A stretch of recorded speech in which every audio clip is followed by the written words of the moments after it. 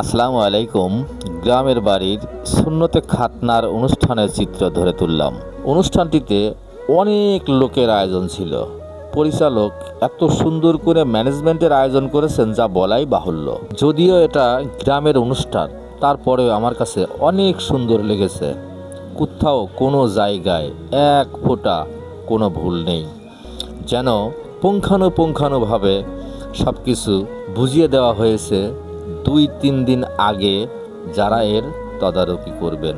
এত সুন্দর অনুষ্ঠান দেখে আমি কি বলবো, ভাষাই হারিয়ে ফেলেছি।